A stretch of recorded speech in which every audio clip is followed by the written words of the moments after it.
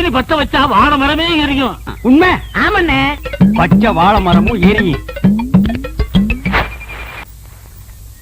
என்னங்க இது?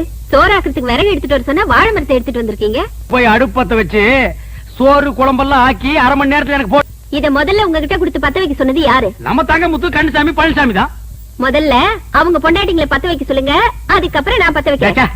போடி. அவங்க எரிய வச்சா நீ எரிய வைக்கிறேங்கிற? ஆமா. நிஜமா? ஆமா. இல்லண்ணே, வாழை மரத்தோட வரீங்க? உன் சம்சாரத்தை அடுப்பு பத்த வச்சு காப்பிய போட்டு கொண்டு வந்து குடுக்க சொல்லு, நான் குடிச்சிட்டு போறேன். விளையாடுறீங்களா? நானே என் சம்சாரத்தோட மேலோட்டமா குடும்பம் நடத்துறேன். அவளை பத்த வைக்க சொல்லி என் குடும்பத்துல விரிசலை உண்டாக்கிறாதீங்க.